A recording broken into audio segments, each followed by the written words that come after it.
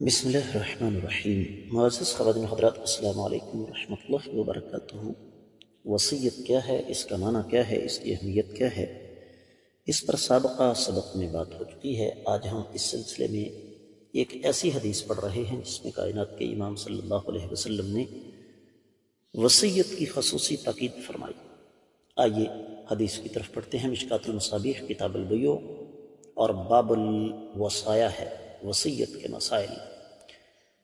3088ویں حدیث کتاب میں اور پہلی باب میں الفاظ سماعت فرمائیے گا۔ عن ابن عمر رضی اللہ عنہما قال قال رسول اللہ صلی اللہ علیہ وسلم ما حق امرئ مسلم له شیء یوصى فیہ یبیت لیلتین الا ووصیته بلکہ وصیتہ مکتوبۃ عنده متفق علیہ۔ حدیث مبارکہ صحیح بخاری اور صحیح مسلم میں آ گئی ہے، اس پر کوئی تبصرہ کرنے کی ضرورت نہیں۔ حدیث کے راوی سیدنا عبداللہ بن عمر رضی اللہ تعالی عنہ، ایک جلیل القدر صحابی اور جلیل القدر صحابی کے بیٹے، فرماتے ہیں کہ آقا علیہ السلام نے فرمایا کسی مسلمان کے لیے مناسب نہیں ہے کہ اس کی ملکیت میں کچھ ہو جس میں وہ وصیت کرنا چاہتا ہے اور وہ بغیر وصیت تحریک کیے 2 راتیں گزار دے۔ تو معزز خواتین حضرات، یہاں پر سب سے پہلے تو یہ بات سمجھ لیجیے کہ یہ حکم وجوب کے لیے نہیں بلکہ استحباب کے لیے ہے، یعنی وصیت کرنا مستحب ہے، فرض نہیں ہے۔ لیکن یہ مستحب بھی تاکیدی ہے۔ دوسرے لفظوں میں، اگر ایک آدمی کے پاس کچھ مال و دولت، کچھ جائیداد ہے، تو اسے چاہیے کہ وہ اس بات کا خصوصی اہتمام کرے کہ بجائے اس کے کہ اس کے ورثاء اس کی جائیداد اس کے دنیا سے جانے کے بعد آپس میں تقسیم کریں، عیاشیوں میں اڑا دیں، تو وہ اپنی عاقبت کے لیے، اپنی آخرت کے لیے اس کو وصیت ضرور کرنی چاہیے۔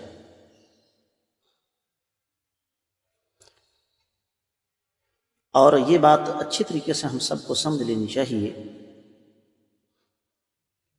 کہ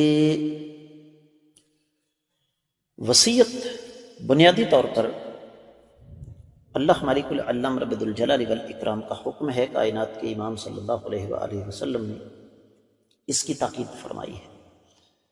لیکن اگر کسی کے پاس مال ہے ہی نہیں، کیونکہ وصیت کا تعلق تو مالی معاملات کے ساتھ ہے، بعض اہل علم اس طرف گئے ہیں کہ مالی معاملہ سے ہٹ کر بھی وصیت کی جا سکتی ہے۔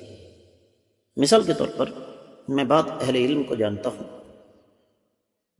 جنہوں نے وہ وصیت کی، اپنی وصیت میں یہ لکھا کہ فلاں طبقے کا کوئی آدمی میرے جنازے میں شرکت نہ کرے۔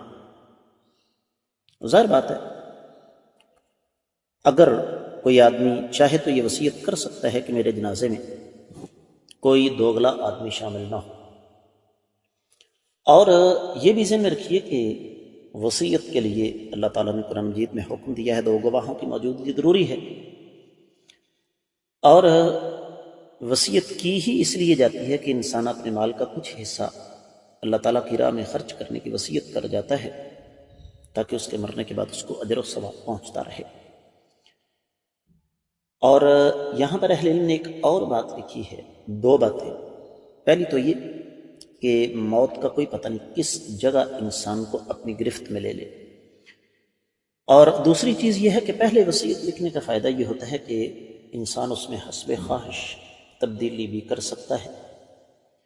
اور اس بات پر تو تمام اہل علم کا اتفاق ہے کہ مالی معاملات، قرض اور امانت وغیرہ کی تفصیل ہمیشہ لکھ کر رکھنی چاہیے تاکہ بعد میں کوئی الجھن پیدا نہ ہونے پائے۔ اب بعض اہل علم کا یہ کہنا ہے کہ جناب یہ آیت میراث کے بعد یہ حکم منسوخ ہو گیا، لیکن یہ بات درست نہیں۔ میں امید کرتا ہوں کہ آپ کو یہ حدیث اچھی طرح سمجھ آ گئی ہوگی۔ میری آپ کو گزارش ہوگی اس بات کو صدقہ جاریہ سمجھ کر زیادہ سے زیادہ آگے نشر کریں، ویڈیو کو لائک کریں، شیئر کریں، چینل کو سبسکرائب کریں، ساتھ لگے گھنٹی کے بٹن کو ضرور دبائیں تاکہ تازہ ترین اسباق آپ کو بر وقت ملتے رہیں۔ کمنٹ سیکشن میں اپنے قیمتی خیالات کا اظہار ضرور فرمائیں۔ آج کے سبق سے دیں اجازت۔ السلام علیکم ورحمۃ اللہ وبرکاتہ۔